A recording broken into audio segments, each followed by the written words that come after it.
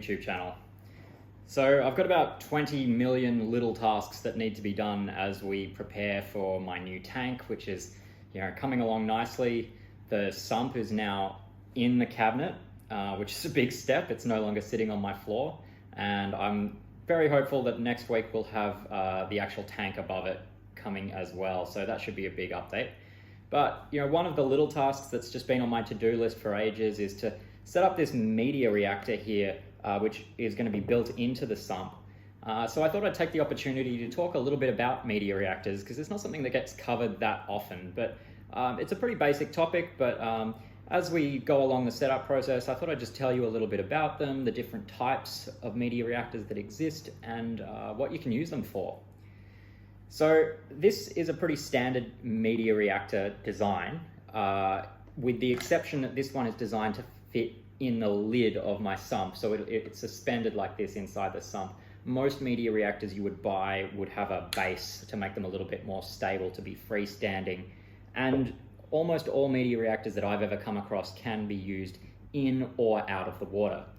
The reason for that is that this is a pressurized fluid media reactor, which means that it is perfectly sealed at the top and with the inlet and outlet connections when it's in use. So no water can escape the reactor other than through the plumbing. The other type of media reactor that you might see, they're not as common, but there are ones where the principle of their use is that water enters the reactor, usually down a tube similar to this, to force it all the way to the bottom of the reactor, at which point it then works its way back up the reactor through whatever media you have inside, and then it would overflow out of the reactor through an open outlet at the top or towards the top. This style of reactor is generally unsealed, unpressurized, and is suitable for things like kalkwasser stirrers is the primary use case you'd see for something like that. Something that's got a much lower flow rate or a very trickle style dosing rate. But with a sealed pressurized media reactor like this, because it's fed by any pump you want or a manifold, you can have extremely strong high pressure flow or weak flow through it. So this is the more common type. I guess it's a slightly more complicated design though as well, because you do have a few parts to it, as you can see here. We have unions on both the inlet and the outlet, and the lid itself is secured by all of these thumb screws. So it's a rotating design, meaning that you loosen the thumb screws, which I've already done. You rotate the lid slightly, and then you should be able to lift it off, like once you get the positioning exactly right, like that. There we go. So you can see the notch cut out in the lid, which allows the heads of these thumb screws to slip through after you rotate the lid into position. You'll see there's an O-ring here. This is important, and the reason why there's so many thumb screws is that once it does clamp down, it's that O-ring that's responsible for maintaining the seal with the unit.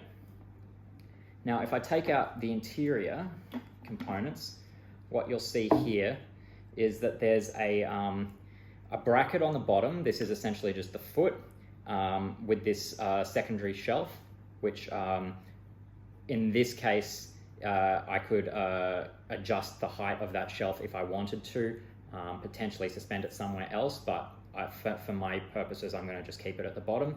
And then there's the higher shelf at the top, which is designed to prevent media from exiting the reactor. Now, depending on the kind of media you choose to run in your reactor, the default plastic or acrylic, depending on the construction of your reactor, shelves should be enough to contain the media inside the reactor. However, if you're using a finer media like granular ferric oxide or GFO, the holes that would typically be cut in these plastic or acrylic pieces might be too large, and with sufficient flow, those particles could get through those holes and exit the reactor and end up in your tank and your sump, which you definitely wouldn't want. So if you're using anything where you think that might be a concern, that it is going to be able to get through these holes, it's best to also use some foam filter inserts. Now, because I'm going to be running a combination of carbon and GFO and maybe even some zeolite in this reactor, I haven't really actually decided yet. In any case, I want to have the foam already pre-installed and ready to go. So that's what I'm going to be doing today. I've got this piece of standard aquarium filter foam ready to go, and I'm going to cut out a couple of circles of it in the appropriate size and have them fitted onto this. So it's not a particularly difficult process. You just put that on there, get yourself a knife, and trace around it. This foam is very easy to cut. You just, as you can see, I'm just tracing around it. The good thing about foam is you don't have to be completely 100% perfectly accurate, because it's a squishy material, so it's going to conform to the size of this available space regardless. Now you can see I haven't actually gone all the way through there, so I'll just finish this off probably from the other side.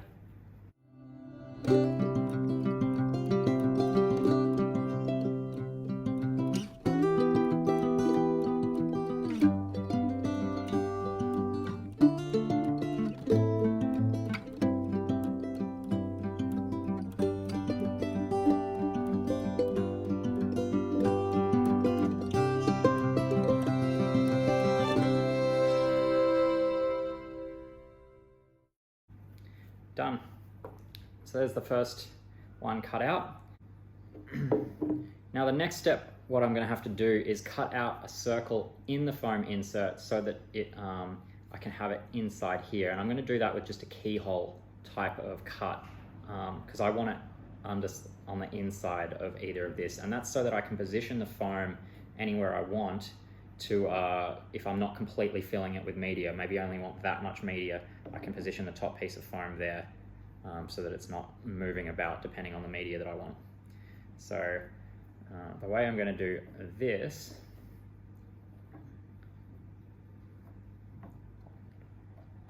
is removing that, using it as a template like this, and now cutting out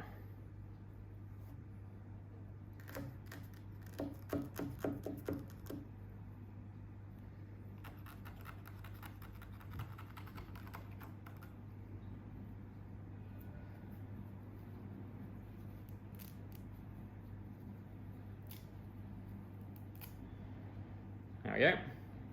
Now I should be able to just force that over that little piece there, shouldn't be a problem. There we go. Voila. Perfect piece of filter foam in my reactor. And all I need to do now is repeat the process for a second one.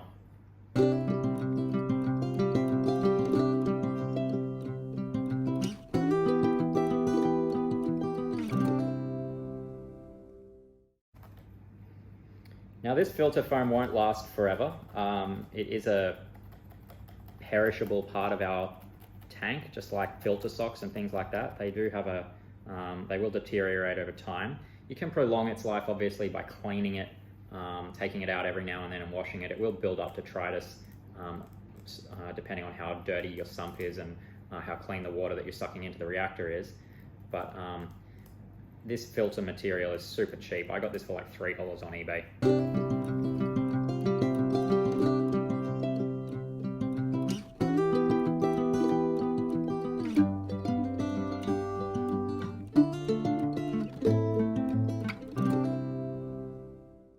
Done. Second one done. Much quicker than the first one actually. Alright, just put that on there. Put this guy back on.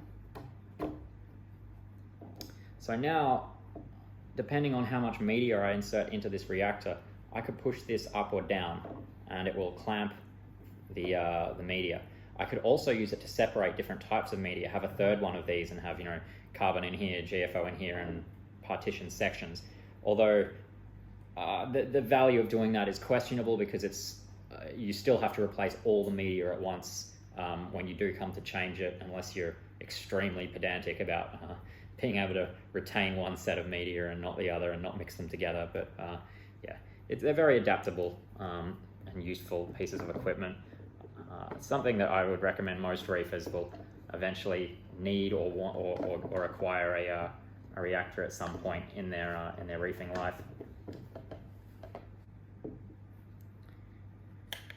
All right, now to reassemble this, we just find that like that.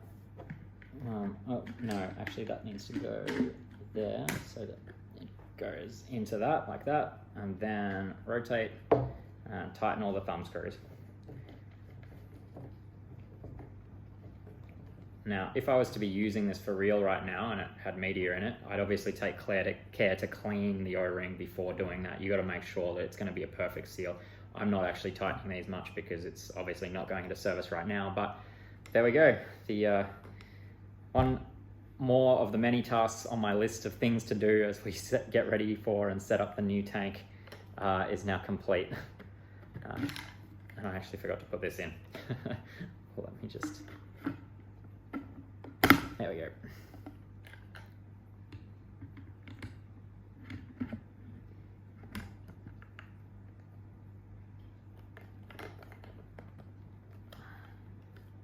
Done.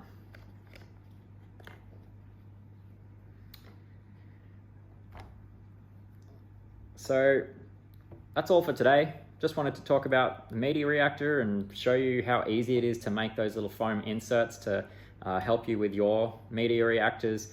You might already have one that may or may not have come with foam inserts, but even if it did, as I said, those foam inserts will degrade over time and you will need to replace them, and it's just that easy to make new ones.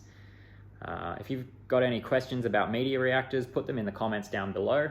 If you've also post down in the comments below what media you run in your media reactor. I mentioned three or four today, being GFO, carbon, zeolite, rocks. What else could you run in a media reactor? I'm sure there's heaps of other things out there. Post down below. Anyway, quick video for today, but hope you found it useful. Don't forget to like and subscribe. There's a lot more videos coming as we set up the new tank. My name is Marcus, and you've been watching the Reef Nerd YouTube channel. Bye for now.